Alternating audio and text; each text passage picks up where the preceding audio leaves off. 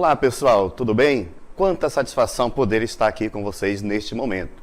Aqui quem fala com vocês é o professor Max Douglas, da Escola Estadual Osmar Pedrosa e também da Escola Estadual Inspetora Dulcinea Varela. Não podia deixar de esquecer também, no caso da Escola João Braga, ok? Trago para vocês hoje aqui um conteúdo muito importante, um conteúdo que cai constantemente nas principais avaliações que vocês irão realizar, ok? No entanto, nós iremos explanar melhor esse conteúdo mais adiante. Porém, gostaria de pedir a vocês que sigam as nossas redes sociais, @conquistar.seducan, e que, durante essa aula, registre esse momento, tire uma selfie, poste nas suas redes sociais e lá em suas redes sociais nos marque com a hashtag Conquistar 2021. Vale lembrar que nós iremos trabalhar uma metodologia diferenciada, uma metodologia de sala de aula invertida, onde durante a semana toda vocês aí tiveram acesso aos materiais como caderno de questões, tiveram acesso ao conteúdo, responderam uma enquete que estava lá na página, teve também aquele momento em que vocês tiveram a oportunidade de colocar o tira dúvidas e que aqui nós iremos, no caso, esclarecer. Trago a vocês uma mega aula a partir de agora. Ao final dessa aula, pessoal, anotem bem, lá nós teremos uma dica valiosa de geografia. Dica essa que você não pode deixar de anotar. Reserva um espaço aí precioso para que você possa fazer essa anotação. Ok, pessoal? Estamos acertados? Sendo assim, vamos para a nossa aula.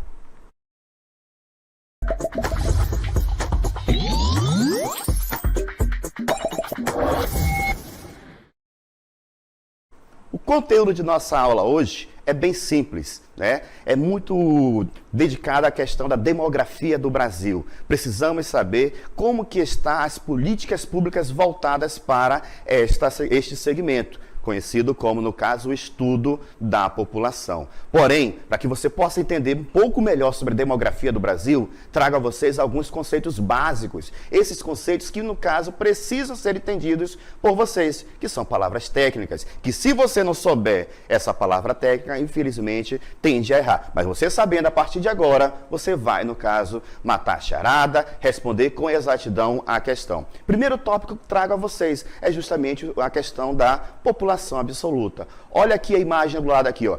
A população absoluta nada mais é do que o contingente populacional, a questão total de pessoas, sem levar em consideração a distinção entre sexos, masculino, feminino, faixa etária. Independentemente dessa situação, vamos levar em consideração o total. E aí, a partir desta informação de população absoluta, eu vou saber se o país ele é populoso ou não populoso. Vale relembrar o quê? Quanto maior a população, mais populoso o país é. Menor a população, menos populoso ele é. E como que o Brasil se encaixa nessa questão?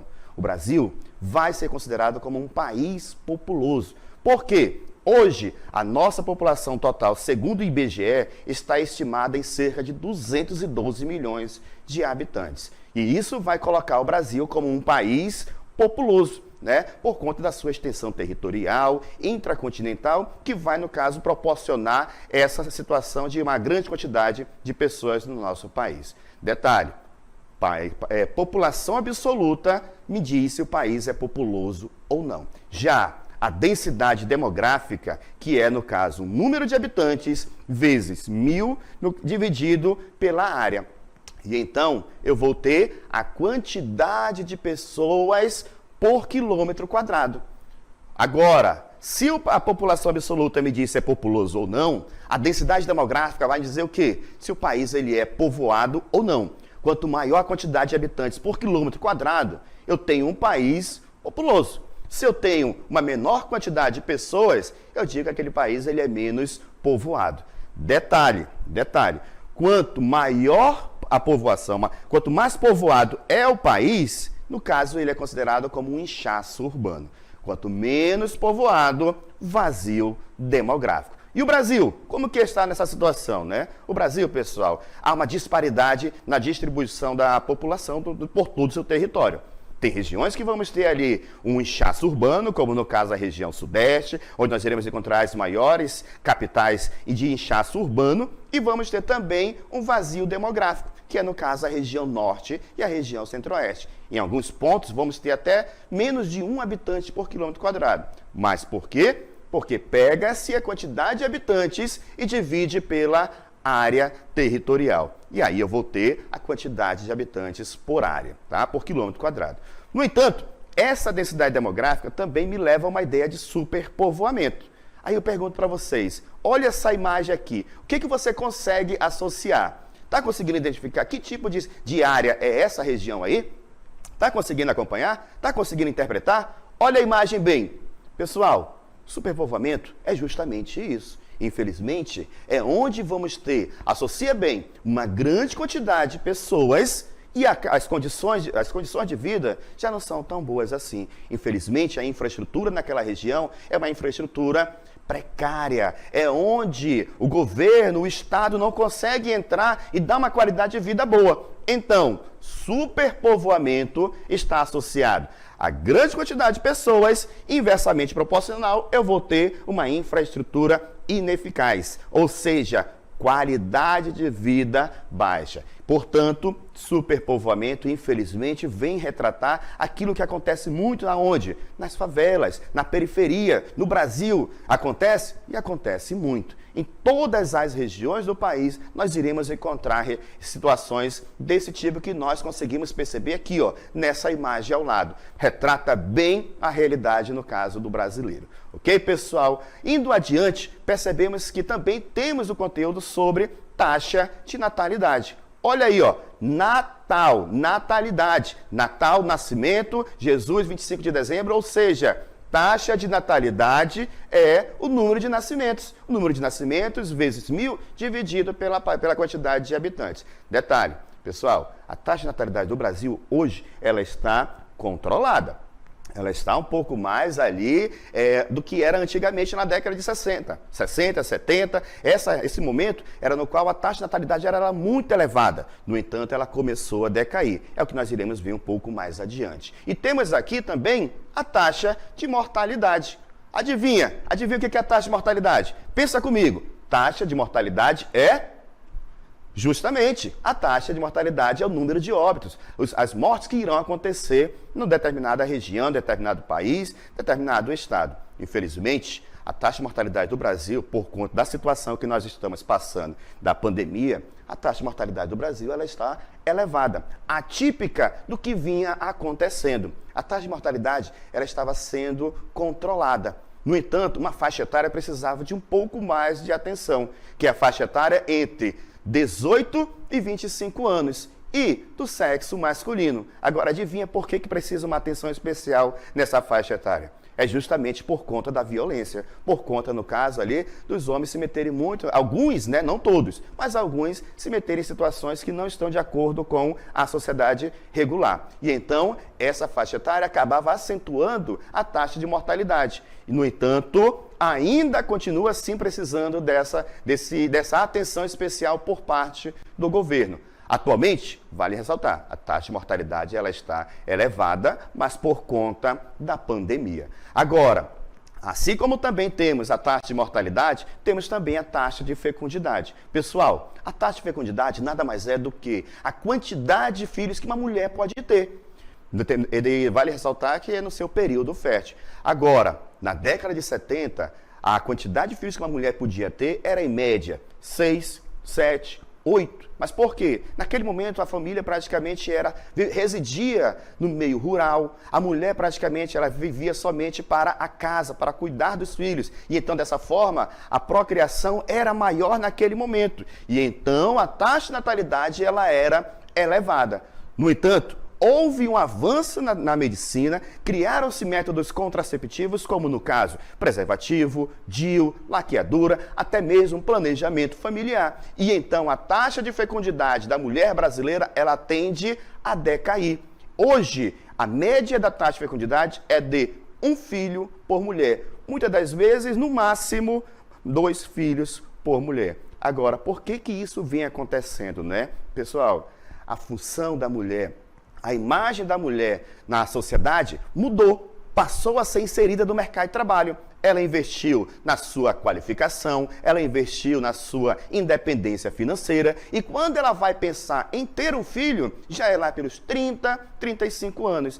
E as condições biológicas já não são tão favoráveis para que ela possa ter o seu segundo filho, seu terceiro filho. Então, por conta disso, aí o que acontece, ela deixa, no caso, somente um filho por, no caso, casal. Ok? Então, a taxa de fecundidade atualmente ela está bastante baixa. Nos países desenvolvidos, os países desenvolvidos já estão com essa taxa de fecundidade praticamente nula. No entanto, o Brasil ainda está caminhando para esse ritmo aí também, certo? Agora, com essa taxa de fecundidade baixa, podemos perceber também que o crescimento vegetativo, ele está também decaindo. Olha aí, ó, a taxa de fecundidade vai interferir na taxa de natalidade e, por consequência, vai interferir também no crescimento vegetativo. Crescimento vegetativo é a diferença entre nascimentos e mortes, taxa de mortalidade. Agora, se nasce mais do que morre, aí eu vou ter um crescimento vegetativo positivo. Agora, se morre mais do que nasce, aí, meus amigos, o crescimento vegetativo ele é negativo. Porém, se nasce na mesma proporção que morre, aí o crescimento vegetativo ele é nulo. E aí eu trago para vocês esse gráfico que vai, no caso, colocar para vocês como que está o crescimento vegetativo do Brasil, crescimento demográfico, como podemos verificar. Esse crescimento demográfico, ele está dividido em 3 momentos. O primeiro momento ali, ó, agora detalhe, nesse gráfico, a linha azul é o quê? É a taxa de natalidade. A linha laranja é, no caso, a taxa de mortalidade. O primeiro momento ali que está em amarelo, eu consigo perceber que é a primeira fase da transição demográfica, onde a taxa de natalidade era elevada, mas também a taxa de mortalidade também era elevada. Se nasciam 8 bebês em famílias, geralmente 4 ou 5 morriam por circunstâncias adversas, principalmente por doenças que aconteciam naquele momento, que hoje são erradicadas. Já na segunda fase, quando o governo começa, no caso, a investir em campanhas de vacinação em massa, a taxa de mortalidade começa a ser controlada. A taxa de mortalidade começa a decair. No entanto, a taxa de natalidade, como vocês podem perceber nesse gráfico agora, olha aí, ó, a taxa de natalidade continua elevada. A mortalidade começa a decair e a natalidade continua lá em cima. E aí, nesse momento, nós iremos ter uma explosão demográfica, uma grande quantidade de pessoas naquele momento. E aí o governo começa a investir na ciência, começa a investir no planejamento familiar e também despertar uma nova imagem para, no caso, a mulher. E então, na terceira fase, como vocês podem perceber aí, a terceira fase é justamente quando a taxa de mortalidade continua sendo controlada e a taxa de natalidade começa a decair. E, por consequência, o crescimento vegetativo ele passa a ser um crescimento vegetativo baixo. Agora, eu trago para vocês como que está, de fato, a pirâmide do Brasil. A pirâmide etária da população brasileira. Porém, antes de começar, nós iremos tentar entender como interpretar essa pirâmide. A pirâmide, vale ressaltar, aqui do lado direito, eu vou ter o sexo feminino. Do lado esquerdo, eu vou ter o sexo masculino. Cada barra dessa significa a faixa etária, de 0 até, no caso aí, 90, 100 anos, de acordo com a população do país. E essa base aqui é a população jovem. O ápice da pirâmide me indica a população idosa. O corpo da pirâmide é o quê? É justamente a população adulta. Aquela população que vai ser a população economicamente ativa. Essa população aqui do meio, essa população do corpo de entre 18 até, no caso, 60 anos, né, que, de acordo com a legislação, são essas pessoas que devem, no caso, trabalhar, gerar riquezas para o país. Então, olha só, de acordo com o que vocês conseguem perceber nessa pirâmide, nós iremos ter a seguinte situação. Essa pirâmide, ela é de 1950. Lá na década de 50, lembra que eu falei para vocês? A vovó ela tinha em média 6, 7, 8 filhos. Portanto, a base dessa pirâmide, ela é larga. Ela é larga, tinha mais jovens. No entanto, a expectativa de vida era baixa. Olha o ápice aqui, ó, quase inexistente. No entanto, com o passar do tempo, com a melhoria de vida, olha o que aconteceu. Em 1985, ainda continua a base larga. Tá conseguindo perceber aqui, ó? Quando a base é larga, pessoal, quer dizer que existe, no caso, muitas crianças naquela região, naquele país ou determinado estado que esteja sendo avaliado. Ó, lá na década de 50, não aparecia muito bem o ápice. O ápice da pirâmide era praticamente inexistente. Agora, em 1985, eu já consigo ter uma ideia aqui, ó. Começa a aparecer os idosos. Já começa a aparecer uma nova categoria, uma nova faixa etária.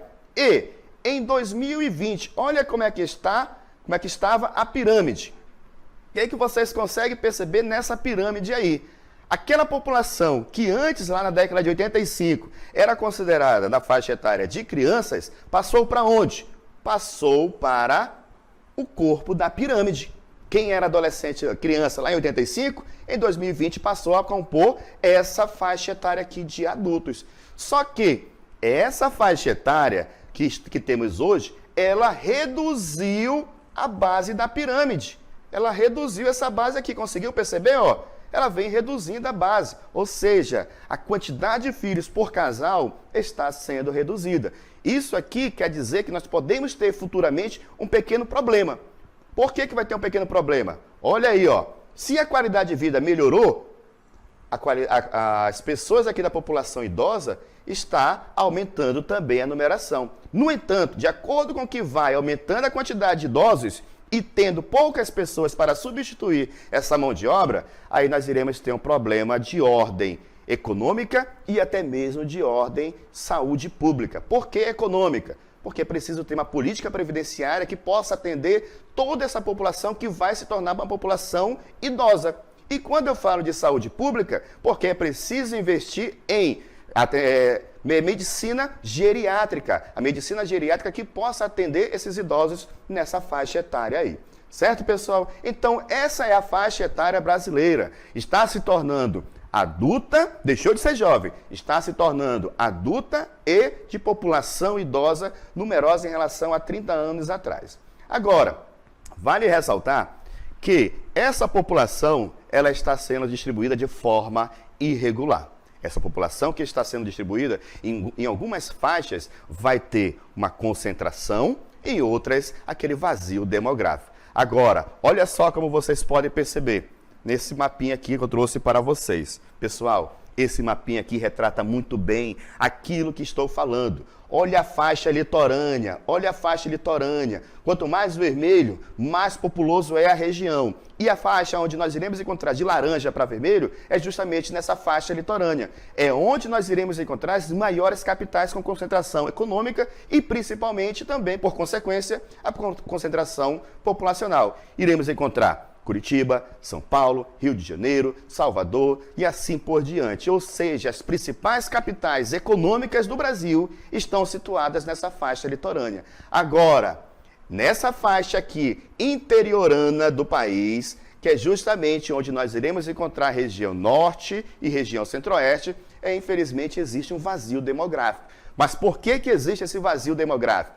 Por conta de aspectos físicos, como por exemplo a maior floresta do mundo, que é a floresta amazônica. Temos também a maior bacia de água doce, que é, no caso, a bacia amazônica. Então, esses aspectos físicos vão dificultar a interligação e também o povoamento dessas regiões. Tá certo, pessoal? Então, com isso, vocês conseguem perceber que essa população brasileira ela está sendo distribuída de forma irregular, tá ok? Então, com isso, fecho o meu conteúdo para vocês, esse conteúdo no qual acredito que vocês tenham acompanhado da melhor forma possível. Para colocar de forma exata esse conteúdo, trago para vocês um pequeno exercício, o nosso Exercitando.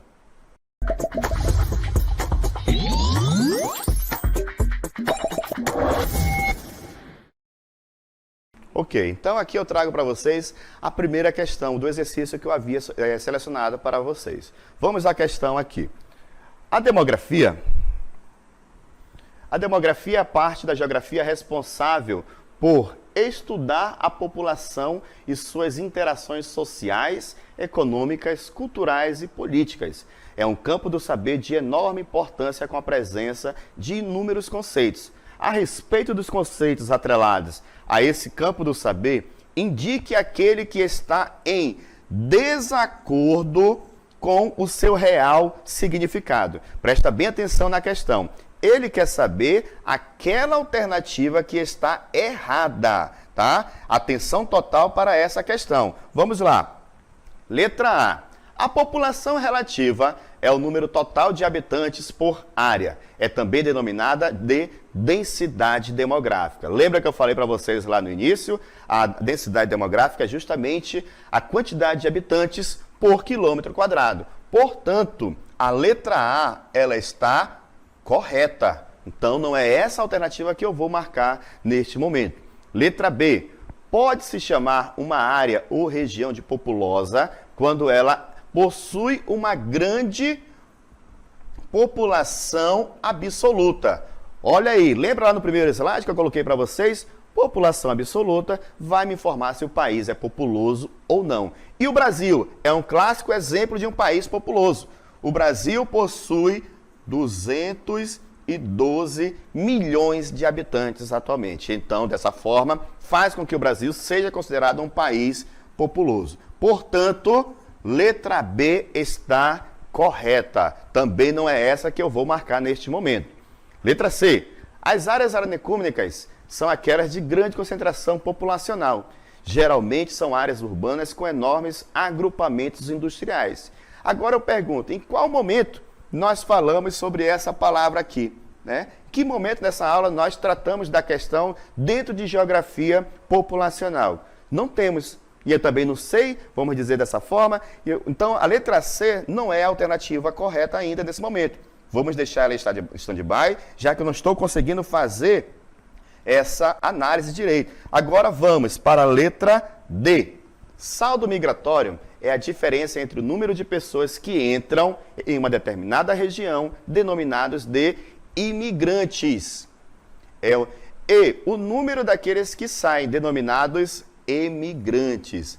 Agora, lembra que quando entra, o cidadão é considerado imigrante. Ele chegou a uma determinada região, ele é considerado imigrante. Se ele sai de determinada região, ele é considerado emigrante. Portanto, a letra D, ela está também correta. Letra E. Podemos destacar como saldo o crescimento demográfico a soma entre o crescimento vegetativo ou natural e o saldo migratório. Lembrando que o crescimento vegetativo é a diferença entre nascimentos e óbitos. E o saldo migratório é a diferença entre imigrantes e emigrantes. Portanto, letra E, ela está também correta. Portanto, a alternativa errada é a alternativa C, que é justamente o que o exercício está pedindo. A palavra anecoúmenicas, pessoal, significa que são aquelas regiões de difícil acesso, de difícil povoamento, justamente por conta das condições físicas que irão dificultar essa afixação das pessoas naquela região.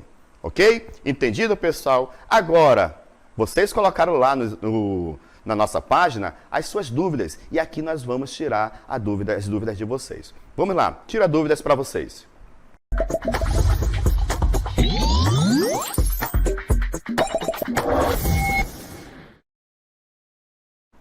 Lá no Tira Dúvidas, coloquei uma questão bem simples para vocês. Lógico, simples, mas que precisa no caso de um pouco da atenção e conhecimento básico do conteúdo. Existem duas formas principais de se abordar o quantitativo populacional em um espaço. Quais são essas formas de avaliar? Pessoal, a pergunta, ela trata a questão da seguinte de quantitativo populacional. Quando eu vou tratar de quantitativo populacional, não vou dizer que é população geral, porque não existe esse conceito dentro da questão da demografia brasileira, demografia como um todo. Então, automaticamente, eu vou entender que o quantitativo populacional ele vai ser, no caso, atrelado à densidade demográfica e população absoluta. Portanto, a alternativa correta é a letra A. Vamos ver a resposta dos colegas agora neste momento. olha aí, né? A maioria, de fato, escolheu, 83,3% acertou a questão, escolhendo a alternativa A. Os demais que não acertaram, ainda, né, com um pouco mais de atenção, quem sabe na próxima vai fazer parte aí dessa grande leva de alunos que conseguiram acertar. Ok, pessoal? Continuando a nossa tira dúvidas, coloquei mais uma outra questão para vocês, que é qual a importância em estudar demografia. Olha aí, ó, qual a importância em estudar demografia? O Victor Augusto, oficial, me disse que, no caso, estudar demografia, para entender diferenças em locais distintos, como financeiro, saúde e educação. Já o Janderson.so informou que conhecer as demandas para as políticas públicas. De fato, essa questão é justamente para traçar metas, traçar planos e fazer políticas públicas que possam, no caso, atender a essa demanda. E então, dessa forma, a demografia, através de estudos e políticas, vai gerar políticas que possam atender a essa demanda. Entendido, pessoal? Agora, chegou aquele momento em qual eu vou passar aquela dica preciosa para vocês. Vamos lá?